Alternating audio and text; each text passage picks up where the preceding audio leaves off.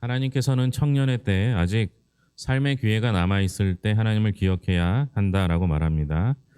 인생의 시간은 쏜살처럼 지나가죠. 쏜 화살이라는 건데요. 한번 쏘고 나면 관역에 닿을 때까지 변경이 불가능하다라고 생각할 수 있습니다.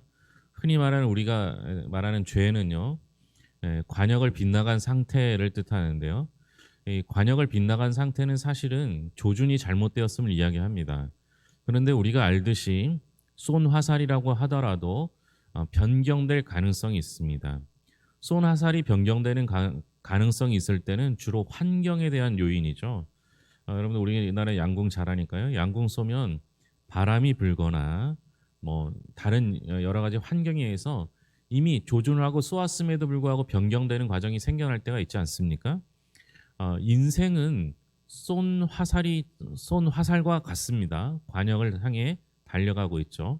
근데 우리 인생은 그 쏜 화살이 관역에 닿기 전에 변경할 가능성이 있는데 대부분 사람의 마음을 통해서 가능해집니다. 그러니까 내가 어떻게 마음 먹느냐에 따라서 관역의 조준이 잘못되었다 하더라도 바뀌어질 수 있죠. 그러나 제가 보기에는 우리가 쏜 화살이 되었을 때는요, 내가 인생을 쏜 게 아니라 하나님이 쏘셨다라고 보면요, 우리는 올바른 길로만 가게 된다면 정확하게 관역에 꽂히게 될 겁니다. 그러니까 여러분, 우리는 이미 좋은 관역에 꽂힐 그런 인생을 살고 있어요. 그런데 잘못된 영향을 받지 않도록, 바람에 흩날리지 않도록 해야 될 역할이 있습니다. 아마 전도서는 그것을 가르치지 않나 싶습니다. 이게 이제 오늘 주일날 마지막으로 이제 전도서를 보고 다음 이제 요한 1, 2, 3, 4, 1, 2성으로 나갈 텐데요. 전도서를 같이 보면서 참 어렵습니다. 아직 우리가 그때에 다다르지 못했기 때문에 지혜를 모르는 것 같기도 하고요. 동의하는 것 같으면서도 때로는 어려운 이야기를 합니다.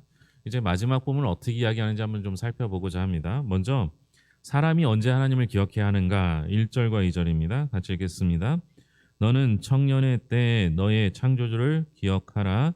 곧 곤고한 날이 이르기 전에 나는 아무 낙이 없다고 할 해들이 가깝기 전에 해와 빛과 달과 별들이 어둡기 전에 빛 위에 구름이 다시 일어나기 전에 그리 하라. 언제 기억해야 되느냐? 청년의 때입니다. 청년의 때. 청년의 때 하나님을 기억하라고 하는데요. 그럼 청년의 때는 언제냐? 공고한 날이 이르기 전에 아무 낙이 없다고 할 해들이 가깝기 전에 해와 빛과 달과 별들이 어둡기 전에 빛 위에 구름이 다시 일어나기 전에 한마디로 말하면 죽음이 이르기 전 생명이 붙어 있는 동안을 말합니다. 그러니까 여기서 말하는 청년은요. 우리가 죽기 전에 모든 상태를 청년의 때로 보고 있어요.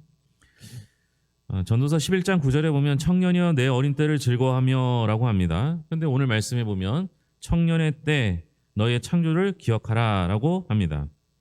언뜻 보면 청년의 때를 즐기라고 하는 것과 청년의 때의 창조주를 기억하라 라는 것은 서로 모순되는 것처럼 보여요. 그런데 11장 9절 뒷부분에 보면 그러나 하나님이 이 모든 일로 말미암아 너를 심판하실 줄 알라 라는 훈계에서 알 수 있듯이 전도자는 청년의 때를 방종하며 즐기라고 말한 것이 결코 아닙니다. 오히려 전도자는 청년의 시간을 책임있게 보내라라고 말한 겁니다. 전도자가 보기에 청년의 때는 즐기기에 좋은 때이기도 하지만 창조주이신 하나님을 기억하며 살 수 있는 절호의 기회이기도 했던 것이죠.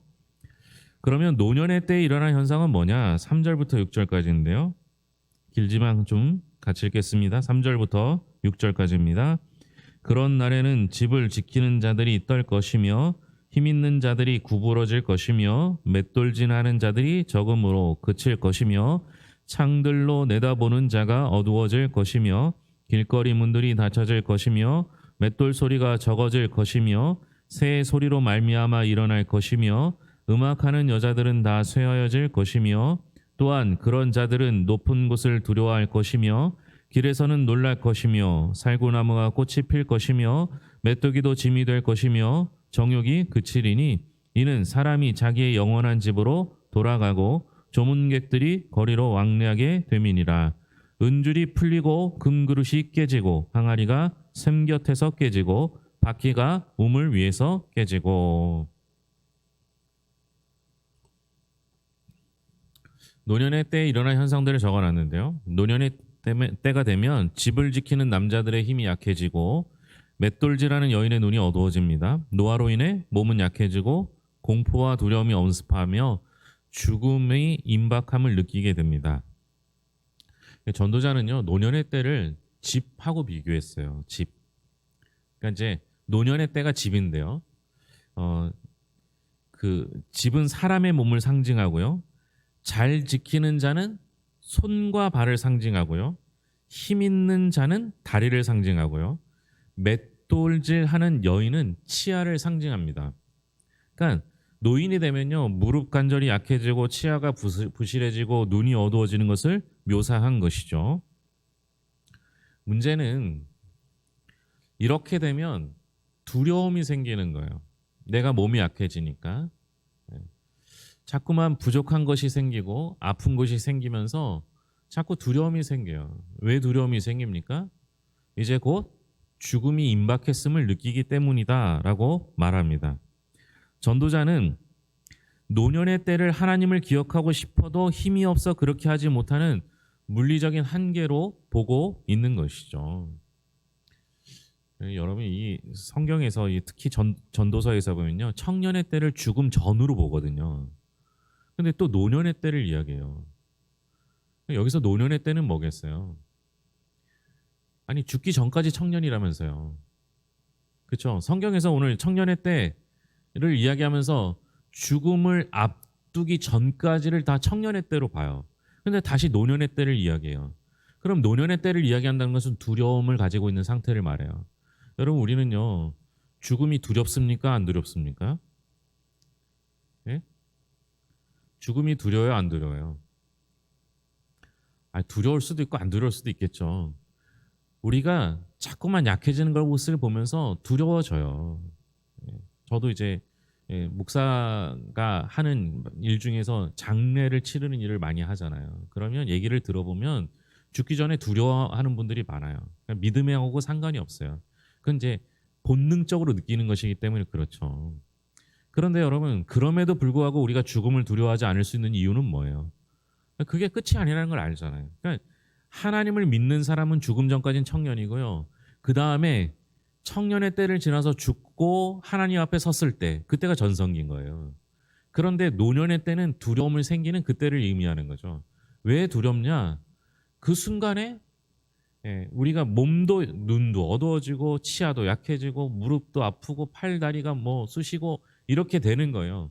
그러면서 죽음에 대한 두려움이 생기는 건 나의 한계를 인정해서가 아니라 오늘 전도서에서 말하는 대로라면 그것으로 인해서 주님을 보지 못할까 봐가 두려운 거예요. 이제 예전에 어떤 분들은 이제 장례를 앞두고 기도할 때 이제 얼마 안 있으면 죽을 거라고 생각하니까 그분이 평생 하신 기도가 있는데 그때부터 이제 돌아가시 전까지 기도했던 게 마지막 순간에 주를 부인하지 않게 해달라고 기도를 하시더라고요. 저는 그거 보고 깜짝 놀랐어요. 그분이 충분히 그러지 않을 뿐이라는 걸 알고 있는데도 혹시 나중에 정신줄을 놓게 된다 할지라도 주님을 부인하지 않게 해달라고 그렇게 기도하시더라고요. 여러분, 우리는요, 우리의 한계를 느낄 때 주님을 의지하는 법을 배워야 합니다. 이 전도서가 전체가 그래요. 한계를 아는 거예요. 그래서 헛되다는 거예요. 그래서 주님을 의지하라는 거거든요. 노년의 때는 두려움을 느낄 때지만 한계를 인정하고 하나님 앞에 엎드리는 자는 노년의 때가 오지 않고 평생 청년의 때로 살다가 주님 앞에서 전성기로 살아갈 줄로 믿습니다. 하나님을 모른 채 죽음을 맞이하는 인생을 향해 전도자는 무엇이라고 말하느냐? 7절과 8절입니다. 흙은 여전히 땅으로 돌아가고 영은 그것을 주신 하나님께로 돌아가기 전에 기억하라. 전도자가 이르되 헛되고 헛되도다. 모든 것이 헛되도다. 하나님을 모른 채 증거하는 자들을 향해서 말한 건 헛되고 헛되고 모든 것이 헛되다라고 말합니다. 혹시 이제 여러분 읽다가 헤벨이라고 말하는 건 헛되다가 헤벨이거든요. 인생이 아무 가치가 없다 이걸 말하는 게 아닙니다. 인생의 허무함을 노래한 것이 아니라 오히려 인간의 지혜로 하나님과 하나님이 만든 세계와 역사에 대해 다 알 수 없다라는 것을 말한 겁니다. 그렇다면 사람이 어떻게 인생을 가치 있게 살 수 있겠습니까? 그것은 창조주 하나님을 기억하는 거예요. 지혜로우신 하나님과 동행하며 사는 것이 인생의 헛된 세상에서 가장 가치 있는 삶을 살게 되는 것입니다. 청년의 때는요, 이미 말씀드렸지만 죽기 전까지 숨이 붙어 있을 때입니다. 그러므로 전도자가 말하는 인생이 헛되다라는 말은 허무한 인생이니까 막 살아도 된다라는 의미가 아니죠. 손살같이 지나가는 허무한 인생, 아직 기회가 남아있을 때 하나님의 때를 기억하라라는 겁니다. 그 길이는 다 다르겠죠. 그 길이는 사실 누구의 길이가 더 긴지도 몰라요. 그런데 그때 어떻게 하라는 거예요? 아직 남은 거예요. 여러분 지금 호흡하고 있잖아요. 그러면 아직 남았잖아요. 길이는 얼마일지 모르지만 남아있을 때 하나님을 기억하는 것, 그것이 청년이 가져야 할 모습입니다. 모든 사람은 진리의 말씀을 소중히 여기며 하나님을 경외해야 하는데요. 전도자는 지혜자로서 백성을 가르치며 무엇을 했는가? 9절과 10절입니다. 같이 읽겠습니다. 전도자는 지혜자이어서 여전히 백성에게 지식을 가르쳤고 또 깊이 생각하고 연구하여 잠언을 많이 지었으며 전도자는 힘써 아름다운 말들을 구하였나니 진리의 말씀들을 정직하게 기록하였느니라. 전도자 지혜자로서 깊이 생각하고 연구하고 잠언을 많이 지었고 힘써 아름다운 말들을 구하였고 진리의 말씀들을 정직하게 기록했다라고 말합니다. 이 9절부터 14절은 전도서 편집 후기입니다. 그러니까 전도서를 다 쓰면서요, 자기가 하고 싶은 말을 뒤에다 빼놓은 거죠. 전도서 1장 1절에 보면 전도자는 다윗의 아들 예루살렘 왕으로 명시되어 있습니다. 1장 2절과 12장 8절에서는 지혜에 뛰어난 왕, 지혜 추구에 실패한 현자, 지혜의 한계를 깨트린 자, 깨닫는 자 이렇게 소개됩니다. 그런데 12장 9절에서는 다시 편집자가 전도자가 어떤 사람인지를 자기 자신을 직접 소개하는 겁니다. 편집자가 보기에 전도자는 지혜자였습니다. 그는 백성을 지식으로 가르쳤다라고 말하죠. 전도자인 왕이 백성에게 지식을 가르치는 것은 대단히 이례적인 일입니다. 전도자는 백성을 지혜로 교육하는 데 잠언을 연구하고 기록으로 남기는 것만큼 중요한 일이 없다고 여겨서 그래서 그것을 실천한 사람이었던 겁니다.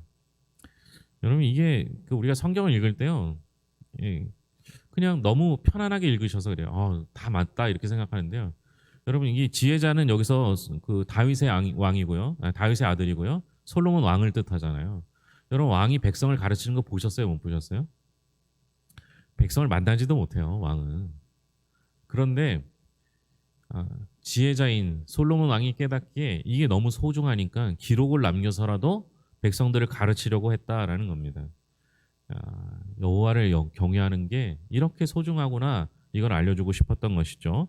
지혜자들의 말씀들은 어떻게 설명되어 있는가? 11절입니다. 11절 같이 읽겠습니다. 지혜자들의 말씀들은 찌르는 채찍들 같고 회중의 스승들의 말씀들은 잘 박힌 목 같으니 다 한 목자가 주신 바이니라. 여기서 지혜자들이나 회중의 스승들은 같은 사람이죠. 같은 사람이라고 표현하고 있죠. 지혜자들의 말씀들은 찌르는 채찍들 같고, 그 다음에 회중의 스승들의 말씀은 잘 박힌 못 같으니 다 한 목자가 주셨다라고 하죠. 찌르는 채찍은요, 엄밀하게 말하면 막대기입니다. 당신이 이제 목동이 소떼를 몰고 갈 때요, 끝이 뾰족한 막대기로 소가 잘못된 길을 갈 때 그냥은 안 가니까 쿡쿡 찌르는 거예요. 무슨 얘기인지 알겠죠? 이렇게 큰 소가 가는데 내가 아무리 밀어도 안 갈 거 아니에요. 어제 생생정보통인가요? 잠깐 봤더니 소 잘못 몰면은 밟혀서 죽는 경우도 있었다 그러더라고요. 그러니까 이게 위험하니까 가까이는 가지 못하고 소를 쿡쿡 찔러서 잘못된 길로 가면 바른 길로 인도할 때 쓰는, 그게 찌르는 막대기 같다는 거예요. 여러분 하나님의 말씀은 이와 같아요. 우리에게 찌르는 막대기라는 건 우리를 아프게 하려는 목적이 아니라 바른 길로 가게 하려는 목적이라고 보시면 됩니다. 또한 지혜자들의 말씀은 잘 박힌 못. 이건 무슨 말이냐면요, 이것도 찌르는 것가 아니냐, 이게 아니라 빠지지 않는 못을 말하는 거예요. 빠지지 않는 못. 다시 말하면 사람들의 기억에 오래 남고 흔들리지 않고 견고한 말씀, 이걸 뜻하는 거예요. 그러니까 우리 하나님의 말씀은 어떻게 해요? 때로는 내가 아프지만 올바른 길로 인도하는 말씀이고, 그 말씀을 한번 내 마음에 새기면 그 말씀은 견고하고 흔들리지 않는 말씀, 잘 박힌 못, 내게 박혀져 있는 하나님의 말씀, 이렇게 이해하시면 되겠죠.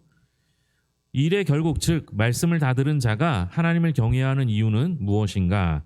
12절부터 14절까지입니다. 같이 읽겠습니다. 내 아들아, 또 이것들로부터 경계를 받으라.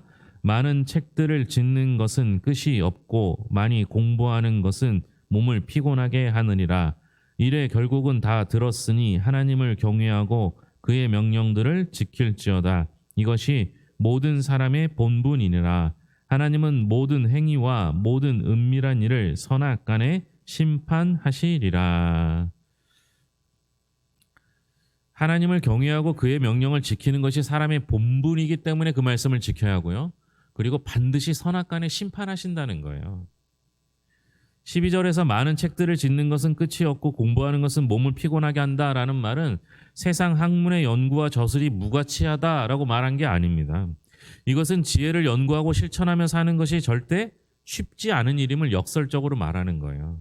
그리고 전도자는 전도서의 핵심 주제를 비중 있게 말하는데요. 즉 하나님을 경외하고 말씀에 순종하는 것, 이것을 설명합니다.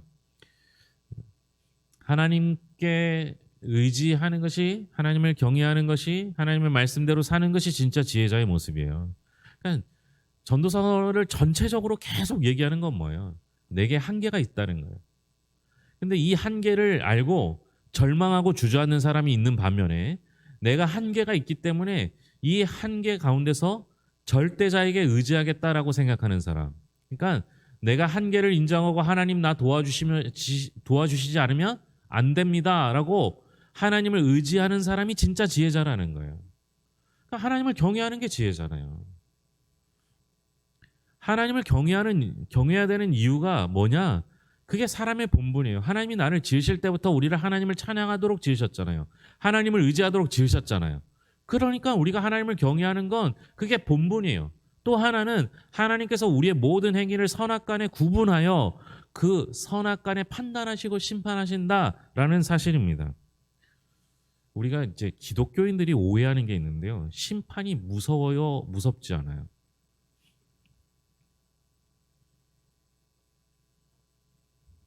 여러분 심판이 무서워요, 안 무서워요? 예? 우리가 오해하는 게 있어요. 왜냐면요. 요새 이제 월드컵 이제 거의 끝나가는데요. 축구 볼 때 심판 무서워요, 안 무서워요?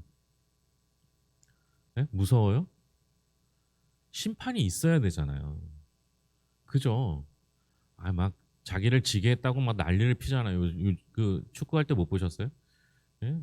그 우루과이 우리나라가 올라가고 우루과이가 그 탈락했을 때 막 심판을 막 밀치고 난리가 났었거든요. 여러분 심판이 무서운 게 아니에요. 특히 예수 믿는 우리는 심판이 무서워요, 안 무서워요? 예? 심판 날이 무서워요, 안 무서워요? 이게 옛날에 잘못 가르쳐서 그래요. 여러분 심판 날은 무섭고 두려운 날이 아니에요. 그날 하나님 만나는 날이에요. 얼마나 행복한 날인데요. 진짜 무서워야 되는 사람은 뭐예요? 이 땅에 살면서 악한 일을 행하고 하나님을 모른 채로 살아가는 사람들. 그 사람들은 심판날이 무섭겠죠. 그렇지 않겠어요? 우리에게는 심판날이 무서운 날이 아니에요. 그날은 오히려 즐거운 날이죠. 심판날에 다다르기 전에 우리는 예수 그리스도를 늘 마음속에 새겨야 되고요. 그리고 하나님을 경외하면 됩니다. 그러면 심판날이 초대교회 성도들이 아멘 주 예수여 어서 오시옵소서. 왜요? 주님 오는 날이 그날이 꿈 같은 날인데요. 그래서 우리는요 이렇게 하나님을 경외하는 게 본분이고 심판날에 하나님 품에 안길 것을 믿기 때문에 선악간에 판단하실 것이기 때문에 하나님을 경외해야 한다라는 겁니다.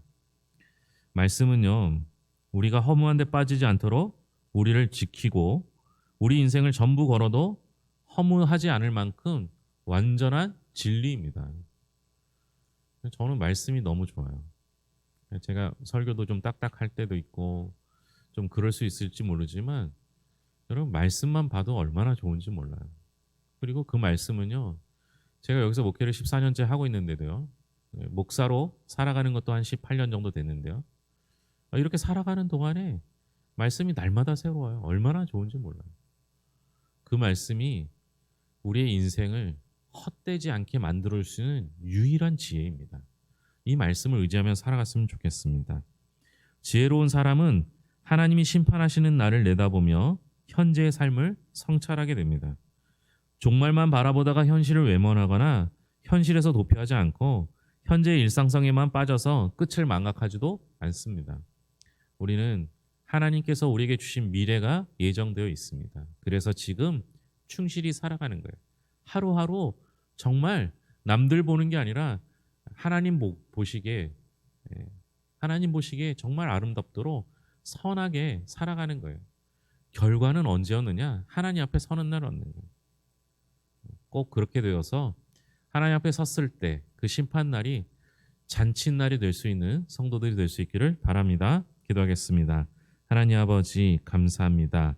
주님의 은혜 가운데 우리를 붙잡아 주셔서 하나님의 자녀 삼아 주셨고 하나님께서 우리를 인도하여 주심을 믿습니다.